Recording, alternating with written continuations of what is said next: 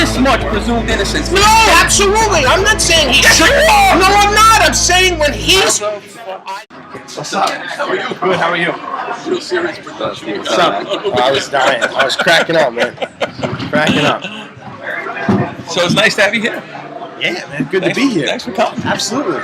Did Dave tell you anything about what we were? I talked to him real briefly. Yeah. He said he had a good time. It was fun. He told me like we're complete assholes and just kind of. You know, that's part of the business, right? That's a job. Yeah, you gotta have fun. Man. Congratulations on everything. Thanks. I'm impressed, man. When Kadeem said to me like, "Yeah, I got a couple guys from Post, and we can get them on," I was like, "Oh, that's cool." And then the internet tells you everything, and I went on the internet. I was like, "Holy shit!"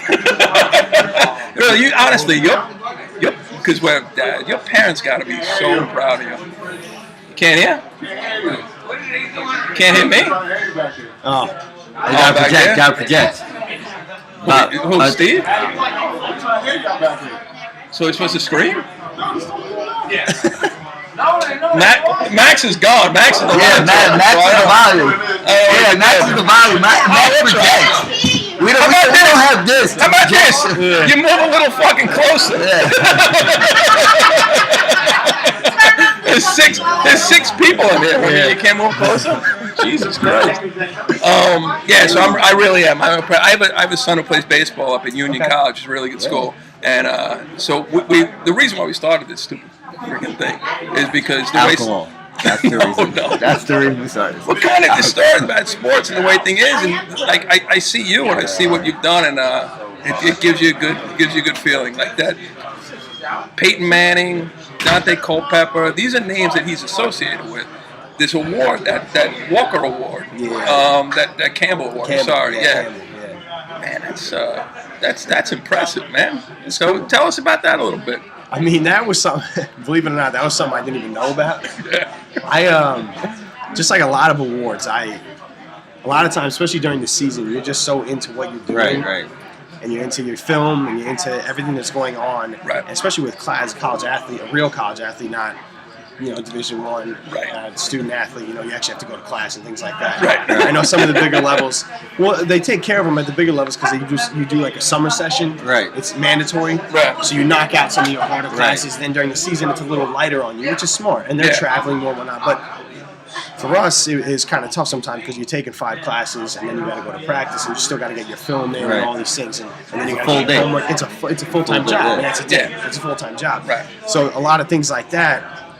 I'm not on the internet a lot looking at those things. I never looked at stats. I was never, I try. Obviously, stats are intriguing, but you try not to be a stat guy because it's about the W, right? So you're not. But then those kind of things, all of a sudden you start getting texts. Hey, congratulations. I got people back home. Congratulations. What the hell are you talking about? And you're like, on that award. And I'm like, what award? The Campbell. And then I look it up and I'm like, holy shit. Yeah, that is. Big deal, yeah, you got to see the names on this award. Yeah, Chet cool. Pennington. I mean, like the whole thing. So it was cool. Just to be recognized up there is cool. Right. And then the Harlan Hill Award. Harlan Hill. Yeah. That's the D2 Heisman. Yeah. That was an honor. But that's such a testament to your teammates. I mean, I try not to be that rah-rah, like, oh, my teammates, everyone says that crap. But, like, believe it or not, I mean, this year was obviously it's a product of what we did as a team and how we came together last offseason because we had a lot of turmoil and things. We came together, and then you put together a season like we did, and it was like, oh, my gosh, what a season. And then the way it just worked out, my coaches put a lot of responsibility in my hands. Yeah. And when that happened, it was like I was responsible for like probably 90% of the offense. When you're responsible for that much of the offense and your teammates don't care, and my running backs, I mean, we had times where we got to the end of the game and it was 3rd and 8, I believe, maybe 3rd and 6. We're winning by 1 point, and if we don't get the first down, we have to give them the ball back. And we go into the huddle because they call timeout, trying to stop the clock. They call timeout. We go in the huddle, and from the headset, we're getting on the headset, speed sweep. They know that we're going to run Q power up the middle. Right. Because we always give me the ball in those situations. They know we're going to run it. So our offensive coordinator, being smart, says we got to run speed sweep. Our running back, his brother, is screaming. He's screaming at the top of his lungs. He's going, fuck no, we're not doing it. And then you hear the other running backs, no, no. I'm like, we'll give him the ball to Stevie. He's taking the ball. And we're like, all right, man, so you give me the ball. We get the first half. But it's shit like that, it's shit like that that makes a difference. And that's the kind of stuff that turns into me getting nominated for these awards. Because if it's not for these guys being so selfless and choosing to block for me rather than run and get their own touchdowns. I mean, it took like, I remember I was trying to get my running back a touchdown. Yeah. At one point. Right. Because I got every single touchdown, whether it was throwing or I saw you had 7 touchdowns in one game. Like before the game. Right. I forget, St. Anson. St. Anson, yeah. Yeah, so you were responsible for 7 touchdowns. 7 touchdowns. Yeah, it was like 7 touchdowns. So it was like, that was actually the game that I think I finally got him a touchdown. I threw him a touchdown in the back. It still counts as a touchdown for me. So it's like, these guys are so selfless. And it's like, now, it's, you know what, the reason, honestly, man, we were sitting at a bar, we were sitting there drinking one night, and we were talking about, the way sports are, the way coverage of sports is, and there's so much me, like in ESPN especially, that pound in that chest, and I'm like, I coach sports, and my son plays sports, both my sons play, and like, it's so much, there's nothing better, than being part of a team, and especially being a leader of a team, and then having success. I get goosebumps thinking about it. It's a great feeling. And we always felt like that's kind of getting lost somewhere. Yeah. So when you tell a story like that, I'm like, that's exactly what we're talking about. Like your teammates and everything that you guys went through. You started the season off, you guys were 1-2, right? Yes, we had a losing record. Because we had a real tough first game. We had it in the bag, then we had a lightning delay, and it was the circumstances couldn't have been worse. We had a lightning delay as we ran onto the field to punt. So when we come back with a 45-minute lightning delay, the first thing in our heads is a negative special teams play where you're giving them the ball back. Right. And it just shifted the momentum, and then it kind of spiraled downhill. And you guys know, anyone that has dealt with sports knows whether it's basketball, whether it's baseball, momentum is the game. I mean, you can hit one home run, you can hit 1-3, and all of a sudden it's you have one punt that turns into a touchdown drive for them. It's a 14-point swing. You're like, whoa, what happened? Now you talk about that. Like, I'm sorry, I'm stepping on it, but like, because again, I'm fascinated with when you play at that level. Like, what confidence, momentum, like, how do you feel, going in once you finally got that and it triggered, now you got the confidence, like, what would you put to 10? What would you say confidence would be as far as, like, I'm going to perform well because I'm confident? Like, you guys think you're going to win. That's a big thing. I think that, especially in terms of once the game starts and you catch momentum, like if you score on the opening drive, you're 10. Yeah. You know, we are going to go on this field and they cannot stop us. Right. And then when you get to a point where you're at, there's times when you're in the hole. Right. I think we had, I want to say 4 game-winning drives this year, 2-minute drills at the end of the game. 4 game-winning drives. I mean, that's insane. Right. In one season, we only played 11-game seasons. You're a competitive prick, aren't you? Yeah. And I mean that in every fucking complimentary way. I can say, you are a competitive, because so am I. You really look at things like, I'm not fucking losing this game. Right, and that's the thing is the biggest change, I told one of my coaches at one point this year, I said the biggest change I made this year going into my senior year, 4th year starting as a quarterback, the biggest change I made was all right here in my head. Because when I got to the mental point where I said, no matter what is happening in this game, the 4th quarter, there's 10 minutes left, we're down 13 points, we're winning this game. Yeah. All it takes is one drive, One drive. And I said that, I would say it to my own line. Things were going bad, we're missing blocks, we're missing throws, we're off timing. And I would say, guys, it takes one play, it takes one drive, and we're back in it. And it would happen. And that's momentum you're talking about, because all of a sudden the defense gets to stop. Hell yeah. Let's go. All it takes is one. Right. You punch one in, and all of a sudden you're like, oh, we're only down 6. We're going to win this game. Right. I can hear you now. Like, again, you're 20 by 22 years old. 22, yeah. You can see, like, having that, when the best player on the team has that confidence, it just permeates throughout the team. It really does.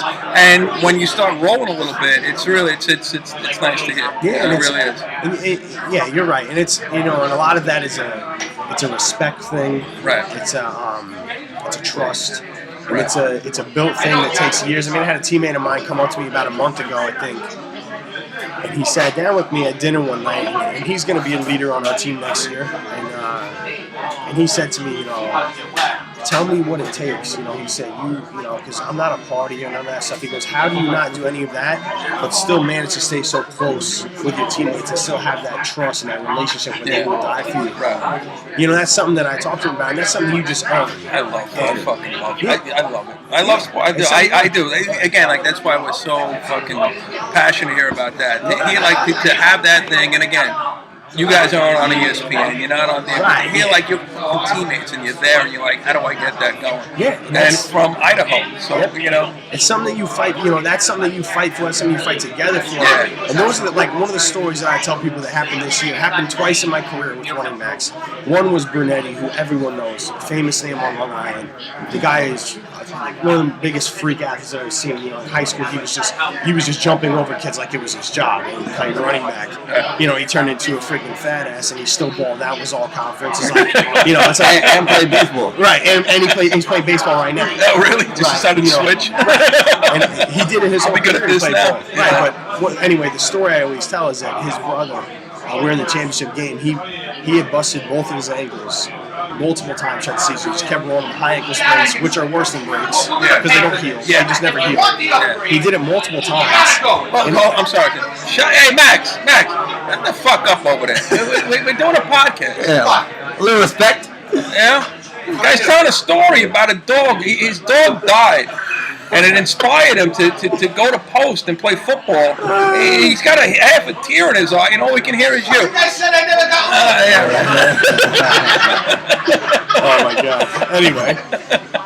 Oh god, that was funny. That was funny as hell.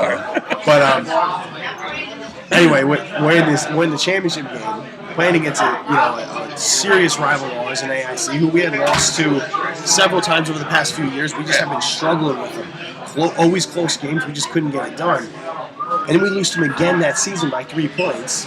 We missed, I think, 3 field goals in the game. We lose by 3 points. It's like, oh my god. Then we have to go back. We earn our way back by winning the next 2 to get to the championship and play them again. So we're playing them in the championship, we're in this game, and this kid is just a warrior, and he never should have been on the field. And his first, he didn't start the game because he was so messed up. Yeah. I think it was his second play in.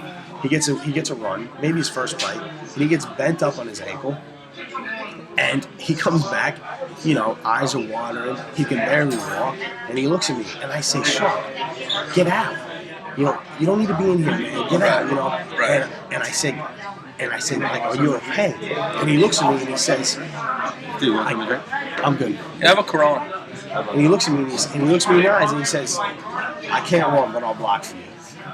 And that's the kind of shit, Selfless. That's the kind of that's selfless, That's right? That's the selfless. kind of shit that's like, Right. they're like, forget about ESPN, forget about going pro, forget about the money, forget about the fame, forget about the podcast, You're getting fired, Like, what are you doing next week? I'll take it. I'll go buy this. And that's the shit right here that makes you love That it. is the shit that makes you love it. Right. That's we play on dying fucking for each stupid other. Sunday softball. We play Sunday softball. We play softball league. And again, like we're actually pretty good in softball. But you play and you're like, and you realize at the end of it, you still don't want to lose. But you're there for your team. It's for you. It's about your teammates. It's about the thing. Yeah. So the thing is, the reason why I stuck is we have, and the thing that you teach your kids when they're growing up is, listen, sportsmanship, dignity, be there for your teammates, and then all of a sudden, as it gets older, all of a sudden now it's lost. Like, why did it all of a sudden get lost? And so it's great to have you here to kind of. It's a shame that happens, and it probably has a lot to do with money.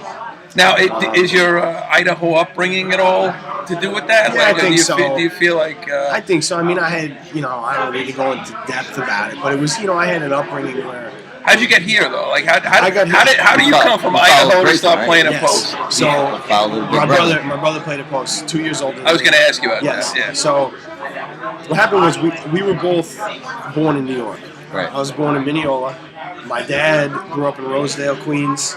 Rosedale? Yeah, moved to I have a ton of Manhasset. friends from Rosedale. Moved to Manhasset when he was 13. So he was, a local guy in that area. I was born, I lived in Manhasset and, a few different areas. I think we lived in Massapequa for a little bit. A few different areas with my mom and dad. They got divorced. I was probably 2 or 3. My mom ended up going back eventually to Idaho. And then when I was like, I was going into second grade. It was a couple days before second grade. We ended up moving back with my mom for good. You know, and then from second grade all through high school. So you had some connections here, right? Though. So I had a ton of family here. I still do. All right. And then what happened was my brother was coming out of high school. He didn't really have any offers. Hell of a football player. Yeah. But he just, you know, in high school he wasn't. Was it a size thing with him? Or I mean, he was skinny, but he just didn't. As a high school football player, he didn't have that appeal that, like, okay, look at his highlight tape. It's not like, oh, this kid's going to dominate. We had really bad. He didn't do teams. one thing unbelievably great. He was just a great player. He was just a good overall player. He Yeah. was a smart kid. He was a hard worker. So eventually, with time, you get a ton of kids, especially at the D2 level, that are like that. Right. They don't shine at 18 years old, 17 years old. Puberty kind of. But then, but then after a few years, you're like, oh, wow, look at this kid. Look what he turned himself into. Right. He was that type of kid, and he ended up being 2 years all-conference. I think he was a 3-year captain for us. He was and you played wide receiver your first couple years for him, right? So what happened was, in high school, he was quarterback. I was receiver and safety.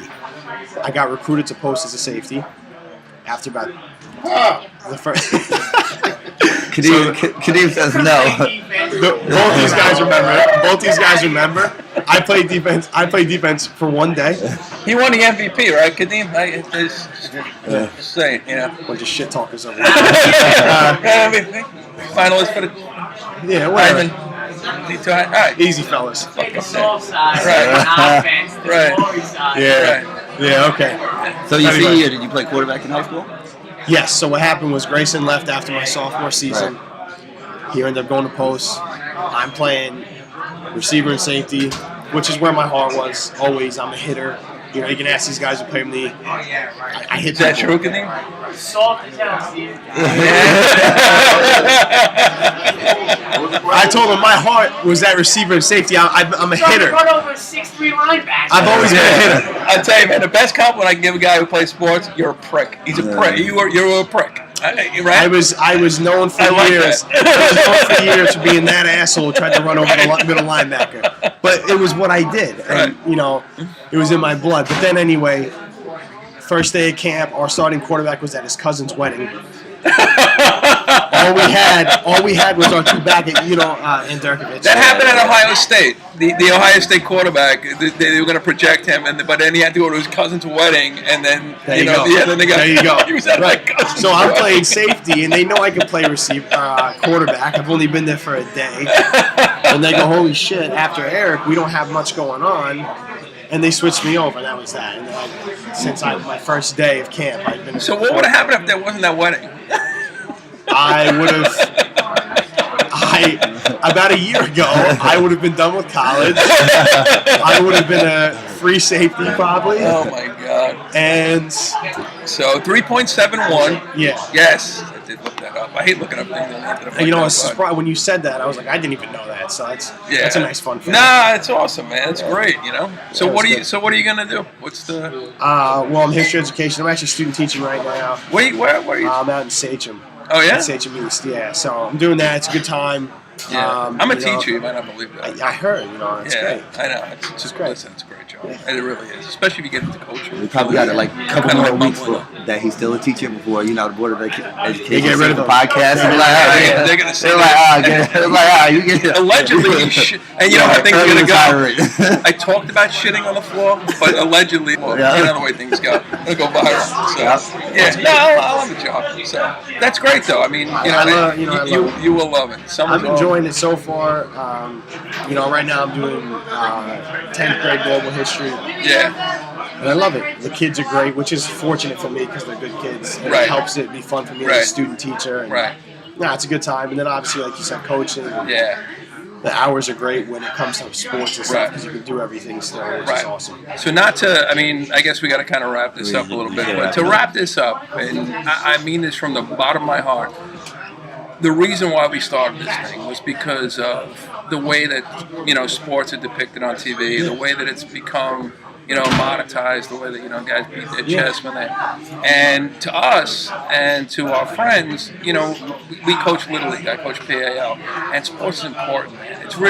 They really are. And you learn, trust with your teammates, you learn sportsmanship, you learn how to conduct yourself, and you epitomize that. So we really appreciate you coming on. Thank you. And your parents got to be incredibly proud of you. Yeah, they are. You didn't even have a beer here. I don't drink. He doesn't drink? He doesn't drink? Holy shit. Oh my God. He's doing your pro day at? Stony Brook. You going as strictly a quarterback or you going as an athlete? It depends on what they let me do. Right. You know, I've been trying to get my legs back because You've been drinking too much?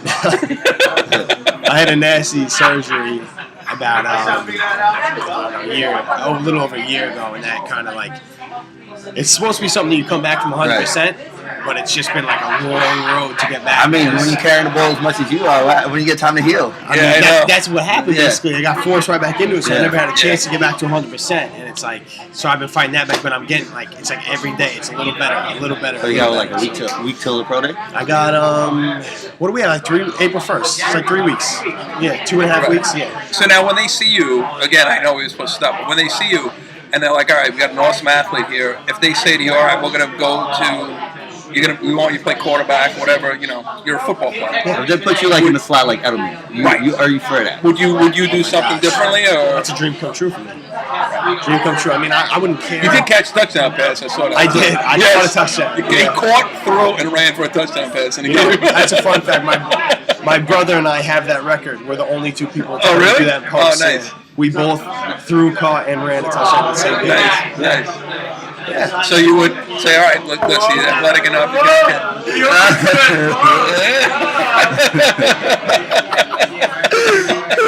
Can we bring him every week? Dick. That would be awesome, man. If you good luck with everything. We really appreciate you coming in. We really Absolutely. do. All right, once again. Good luck on that pro day. And we're done. But for next week, Valley Stream South is playing this Saturday. Long Island Championship. Dana Hall. Good luck, guys. Johnson. And hopefully you guys will take it home. Last year was a little bitter, but this year it's going to happen. See you next week.